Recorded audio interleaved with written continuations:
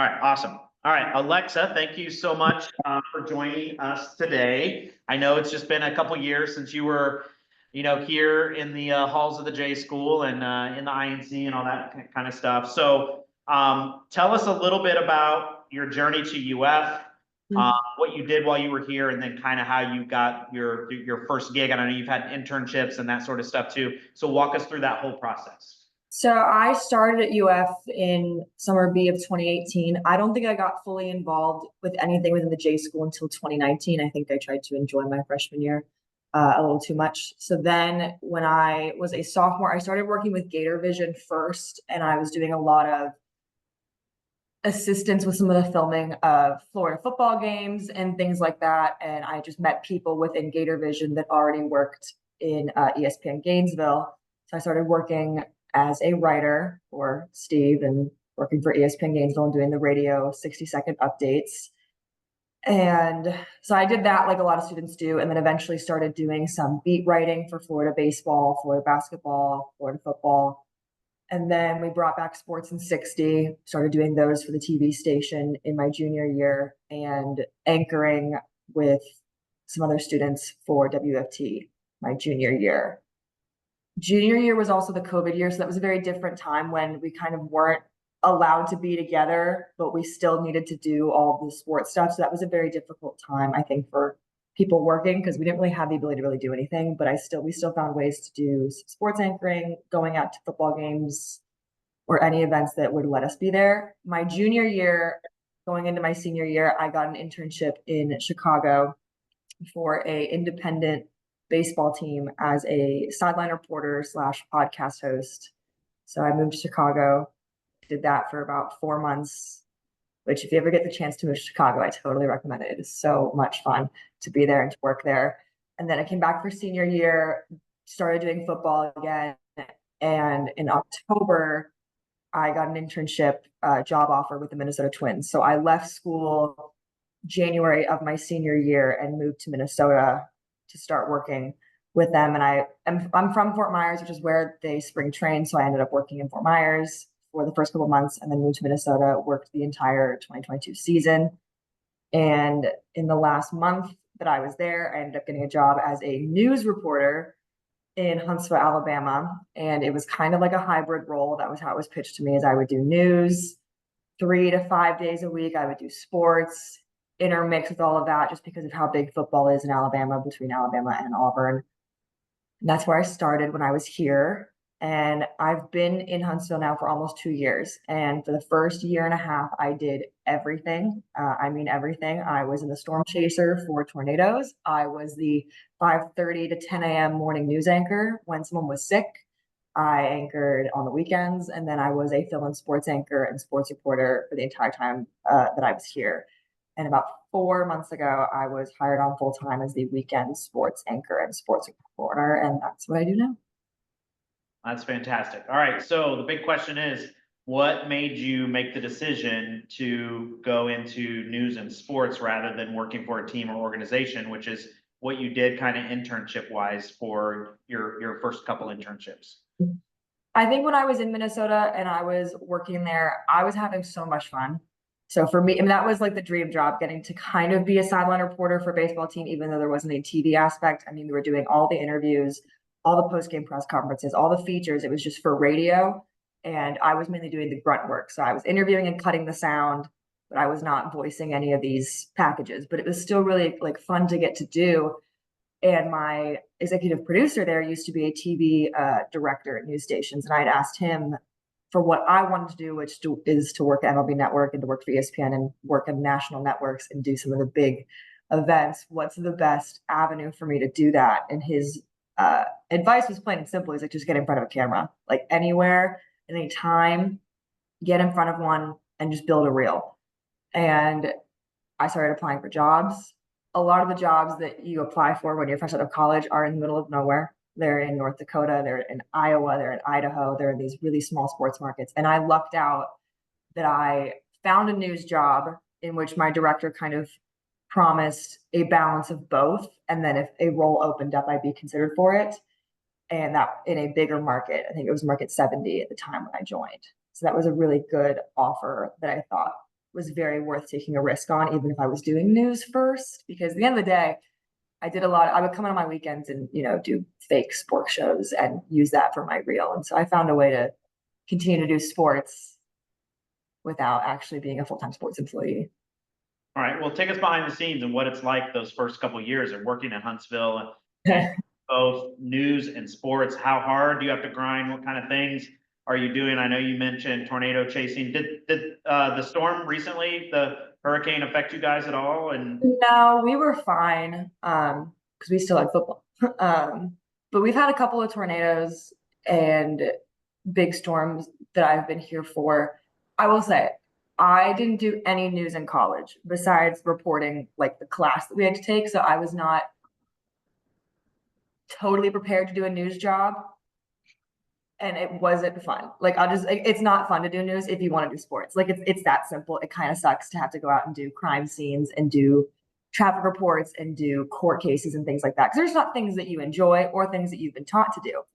So the first year was very difficult because I was having to pitch stories. I had no idea how to pitch a story because sports, there's always stories. There's games, there's previewing a game, there's championships, there's trades, whatever. So news was very difficult.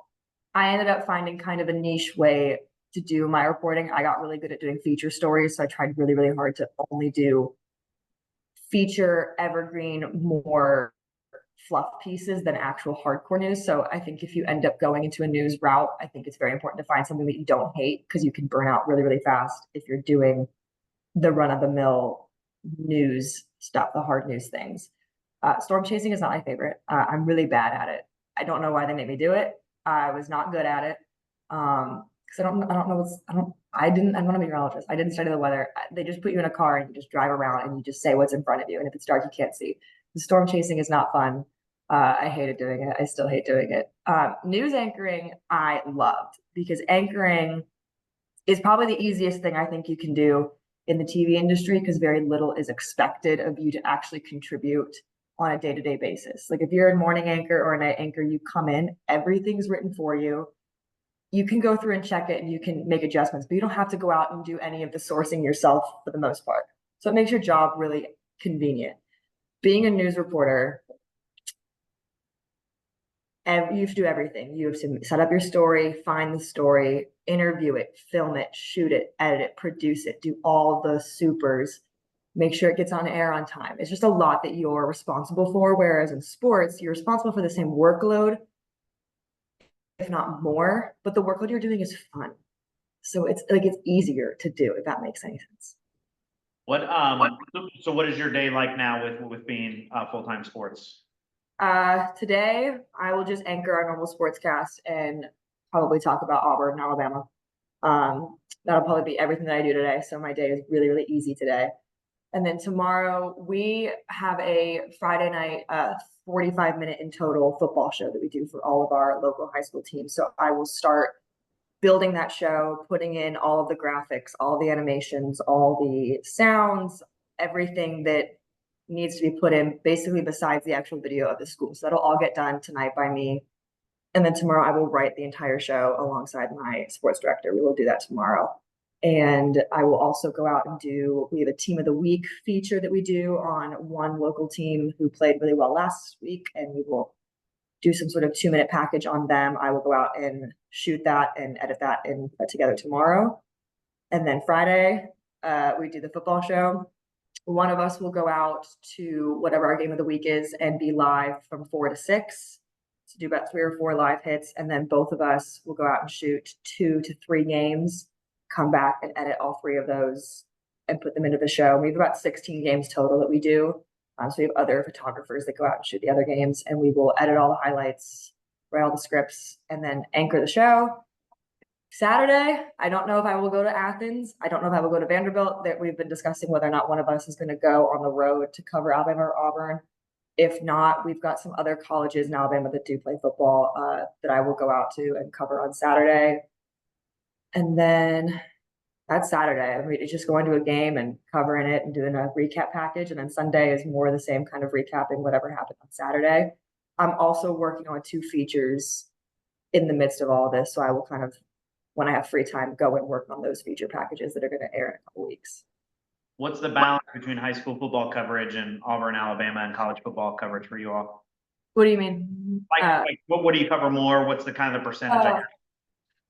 Uh, it's tough because people live and breathe Alabama football here, which, as someone who went to Florida, I'm really indifferent. So they bleed Alabama and Auburn football throughout the entire state. So, and we're pretty close to Tennessee. So we also get a lot of people that want to hear about the balls or the Bulls as well. So I would say we probably cover Alabama and Auburn 4 to 5 days a week in some capacity. We also just get so much stuff from the universities. Like we get DeVore's every press conference, we get Freeze's every press conference, we get all the player conferences. So we just get so much material to use and people love it and they want to hear about it. So we use that a lot, especially in the early days of the week, like Monday, Tuesday, and Wednesday. Then we've got other local colleges. We have Alabama A&M, which is an HBCU. We got UNA, and they send us stuff as well if we're not able to make it out to those colleges to do press conferences. So we'll use those on like Tuesdays and Wednesdays.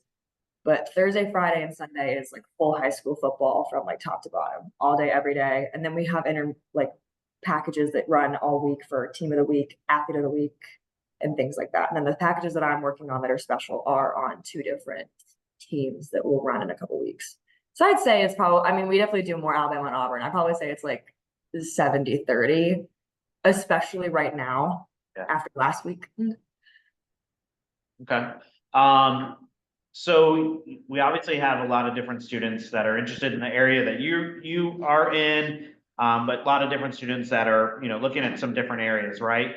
What kind of advice do you have for students that are seeking either that first internship or maybe that next internship or that first job? This is the Sports Capstone class. The students are graduating either in December or April, most likely. So they're going to be hitting the job market here pretty soon. What's the best advice that you can give? The best advice that I could get, I know how tough it is to get a job out of college and in general in the industry, just because there are so many applicants and not as many jobs as I think there used to be. So I think my first piece of advice is apply for literally anything. Even if you don't, it's not the dream job, it's not what you want, apply for everything. Because every job will have some sort of opportunity for you to grow in some way. So I think applying for literally anything that is remotely close to what you want to do. I also think if you want to do TV or anything in front of a camera, I would heavily utilize the resources that you have at school now. Doing the anchoring, the sports in 60. If you're going to go out and film a Florida Gator game, I don't know what you guys do now for like the beat writers if they go out and film recap packages, but even if it's not going to air or it's not required for a grade, I would go out and like film a stand up and put together my own recap package or preview package on a game, see if you can do any sort of player features and build your own reel, because that'll set you apart from every other applicant for any other TV job. If you're looking for a job with a team, I would really look at the minor leagues because there are so many jobs available. They do get a lot of applicants, but minor league jobs are great because you end up doing a lot more than what you think you're going to do. When I worked for a minor league team, I was in the dunk tank for like 3 of our games because we didn't have someone to sit in it. So I didn't sports report for 3 games and I sat in the dunk tank. So you end up doing a lot more things than are in the job description, but you learn a lot from the people around you because there's so much knowledge around you. So that's kind of, I think my biggest advice is to utilize the resources you have now and build as big of a reel and as much experience as you can. So then when you do get a job offer or even an interview, you're not like every other college kid who says, oh, this is my major, I took this class, this is what I want to do. You can sit there and be like, well, this is what I want to do. So I started doing it here in whatever capacity that was. If you want to be a Sunday reporter, I started doing, fake reports for the Florida Gators. They didn't air, but I filmed them, I edited them, I taught myself all those things.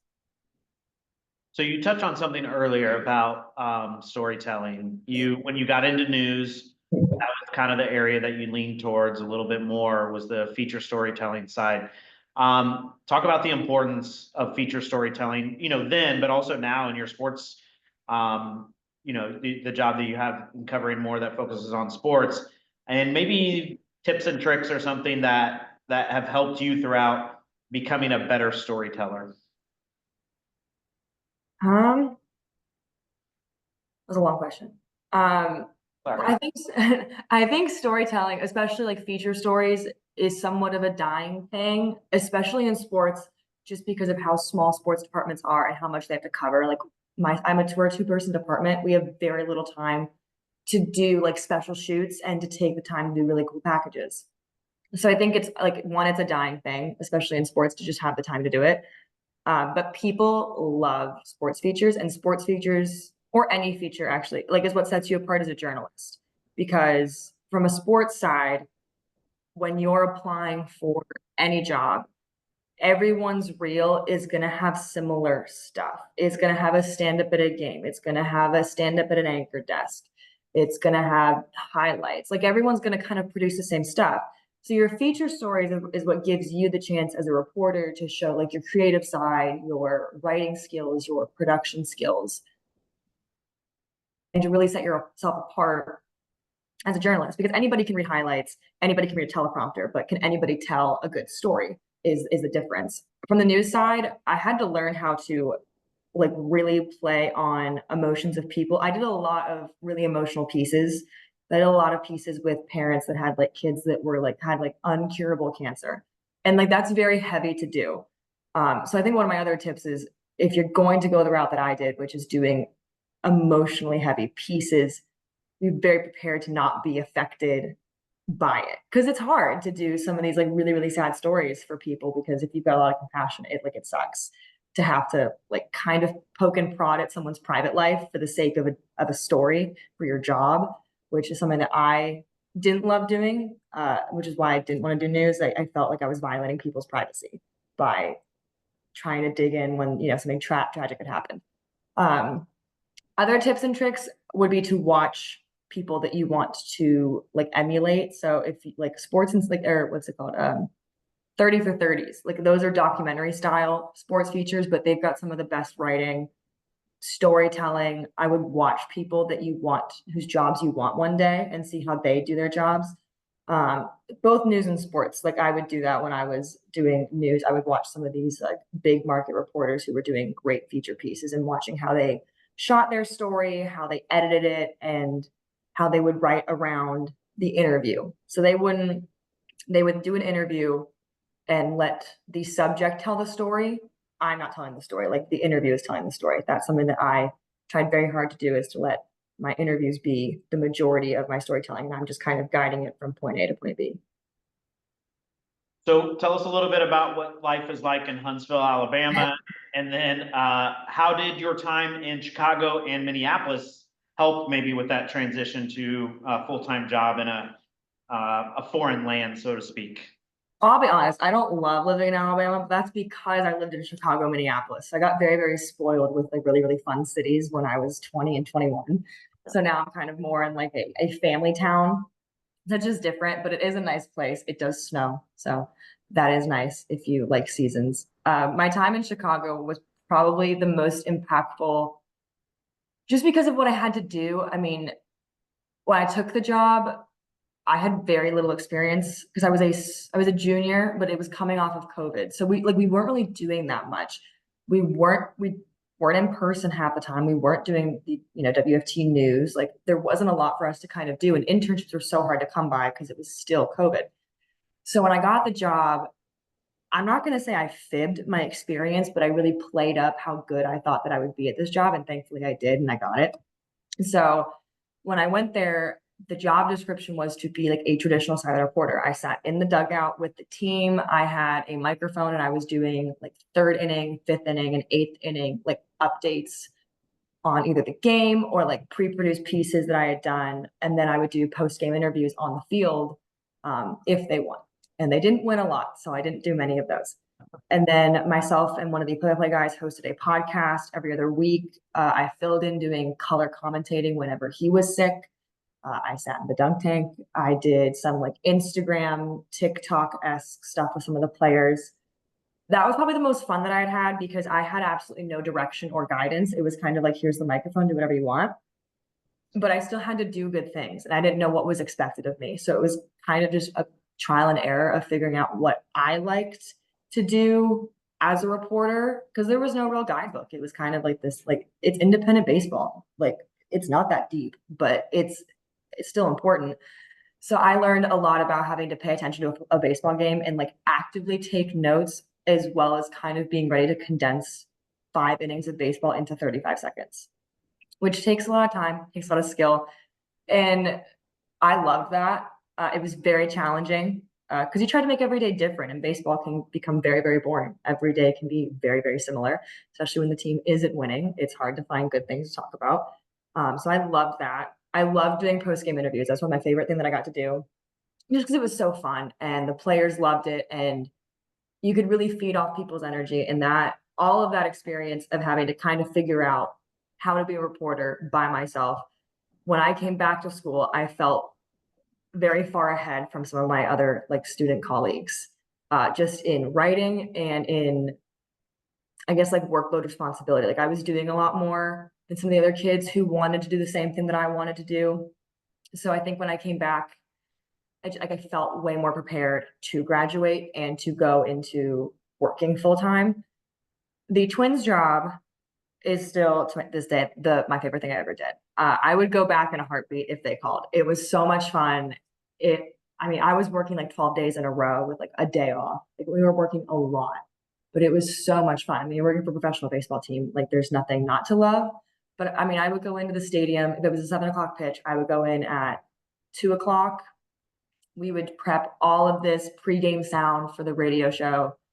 Then I would go to Rocco Baldelli's press conference. I would come back and cut it. And then I would go out to batting practice and go into the clubhouse and try to gather as much interviews as we could, because there was a 10-game road trip. So we had to have 10 days worth of sound available. So we were just doing interview after interview, some of the dumbest stories that we could think of, just because we needed time. We needed to fill a show. And so that taught me a lot about having to really stretch an interview, because some athletes do not like to speak. So I had to learn how to get them to talk to me, and just how to actively listen while also remembering the questions that you need to cover. Because some of the best nuggets of an interview come when you're not following your script of like 6 questions of like, how did you play? What are you going to work on? What do you hope to do next game? Like actively listening to some of the guys when they talk about something and having follow-up questions is some of the best parts of an interview. It's usually the sound you end up using because it's the most authentic, because the players know what you're going to ask them. They've done this. They do it 162 times a year. They know what's coming. So that was the most fun, just because it was, for me, it was my dream. I was at a professional baseball stadium. I was covering professional ball. I got to interview, and not just the Twins. Like I got to interview Salvador Perez. I got to see, Stanton and Judge and Ohtani. They were all there. So it was just really surreal. And I was fresh out of college. So it was just really cool at the end of the day. But I learned a lot. I mean, my bosses there, I worked with all guys. I was the only female in my department, and I worked with 5 guys of varying ages, like from 70 to 22.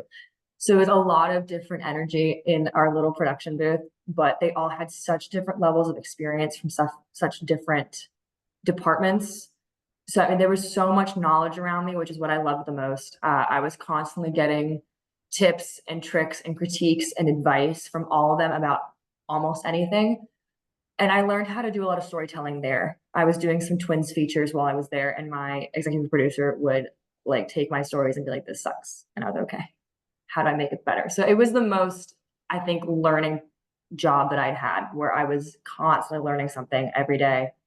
And it was just so much fun. And all of that, I think, prepped me very well for a job that I didn't have any actual knowledge of how to do, because I was already used to learning from everybody around me. So that's what I did when I got here, was I talked to all of the like lead anchors who had been, working for 50 years. And I asked them, how do I be a semi-decent news reporter? Like give me the bare bones of how to do this job. Yeah, that's great. Questions from you all? Does anybody have any questions? Jesse, go ahead. Yeah, so I was just looking through all your past experiences, especially the few that you've done at UF not long ago. We share similar experiences, so maybe in interviews and moving from the Twins to now a sports anchor, were there some particular experiences you were able to take part of at UF that employers asked about, like whether it was spring training, or that's one of the ones that stood out to me that I did with Eric last year. So is there anything particular that they were asking you about? I got like half that question. I got That's all right. No, I- yeah, I got you. So, particular experiences at UF that kind of stood out that you were able to talk to about, you know, when you were in like an interview process, potential employers and those sorts of things. What did you talk about that kind of maybe helped you to get, you know, one of those internships or jobs that you have? I think for the first internships, the one that I got my junior year was probably the most like convincing of sales I had to do just because of I was a junior in college, so I wasn't done with school yet. And it was in that COVID year. So like the experience we had was just so limited because we just couldn't be at school. So when I was pitching myself for that job, I talked about the spring training experience because that was the last thing that I did before we all got kicked off campus. We were at a Pittsburgh Pirates game and Eric was there. I remember because we got told to leave the clubhouse because it was the potential start of quarantine. So I talked about that experience because when I did spring training, I have to think about what games I covered, but I got to interview a couple different managers during the 5 days, which was really cool. And that was a cool sell to say that I had, you know, talked to baseball managers about their teams. You know, I'd been in the environment. I knew what to expect, even if I didn't. And I did play-by-play alongside one of my friends from college, Harrison, at a Rays game. So I had that tape as well. So I had 2 different interviews and experiences from that I was able to send to my potential employer. I also talked a lot about writing because we write in so many classes and writing is the backbone of everything. So when I was pitching myself for this silent reporting job where, you know, I hadn't ever been a silent reporter, I had never been live in a show before, I just pitched my knowledge of the sport of baseball, the spring training experience that I had interviewed managers, I had watched the whole game and written recaps and written previews. And if I could write it that well, there's no reason why I couldn't say it that well in a 45-second hit, was what I said to my boss at the time. Well, that's good. Any other questions? So what's next for you? You have, how long is your contract where you currently are, and what do you think are the next steps? What would you like to do? I know at one point you want to do something baseball related, whether it's MLB or ESPN, but what are the next steps to get there? So right now, probably a year ago, I ended up getting connected with a sports agent. So he does most of my stuff now, which is great. So he and our collective plan right now is to kind of get through football season and get through March Madness. Just because, I mean, once March Madness is over, that's when we kind of slow down because like we will go to the Final Four if Alabama's in it again. So once that's done, the goal is to move up the top 40 market. That's the hope. I'll just be honest, the amount of jobs that are available right now are very, very slim. And that's just because people aren't leaving because they're comfortable or they're established. So it's really difficult to move up right now. I think it's harder than it has been. At least that's what I hear from people who have been in the industry for longer. So it's just tough. But I've got 2 years on my contract. So I will at least be here until June of 26. And then I don't know if my director has plans to leave and, you know, that job could become available to me and I could move up into a bigger role here, which I'd be fine to do. But I think for me, the goal and the hope is that next summer, hopefully I would be moving on to a bigger market. That's the goal. Any targeted cities that you're looking at? I would love to move back to Tampa. I would love to move back to Florida. I don't like not living in Florida. Every time I go home, I get really, really sad because I want to be by the beach again. I definitely would kind of go anywhere. There's a few states that I wouldn't go to just because I know how expensive it is to live there versus how much they make. Like I would never move to California because they just don't get paid enough to live there enjoyably. Same with New York. So I just wouldn't move to those areas, even though they're great sports scenes. I think if I was picking, I would love to go to Tampa or Dallas or Chicago or Denver's not bad. Just kind of any of the big markets. But Tampa would be the perfect goal just because it's familiar to me. Yeah. All right. Wrap it up here. Last words of parting advice for the students as we kind of end the call here. That's tough. It's tough because I feel like I was just a student. So I feel like my knowledge and advice is just so slim. I think my biggest piece of advice is I don't want to say to work hard because that's stupid. But to seize every opportunity, and it's going to require you to work on your personal time. Like that's kind of the sucky part is if you want to get ahead, you're going to have to sacrifice time. Like I have worked Thanksgiving every single year that I've been here. I've worked New Year's twice. I've worked Christmas once. So like you're going to have to sacrifice your personal time if what you want to do is move ahead and move ahead quickly. I think you've got to be ready for constructive criticism. It's not personal. People want to see you get better. But I think opening up all of your work to any type of feedback is really important because just how you learn. I'm trying to think of what else I would say. I mean, when I say like seize every opportunity, I would come in when I was a news anchor and I would anchor our Football Friday show in studio by myself. It's a 2-person show, and I would sit there and do the entire like 45 minutes by myself. And that just gave me such good practice at running through highlights. So I would like those kinds of things of like on your free time, like not hanging out with friends, going and working, even if you're not getting paid to do it. That's what I would say. Like it just requires you to sacrifice a lot and to be willing to put in all the extra hours to get better. That's probably my biggest piece of advice. No, that's great advice. Alexa, thank you so much for joining us Thank today. you. We really appreciate your time. Yes, thank you. Go Gators. All right. All right. Awesome.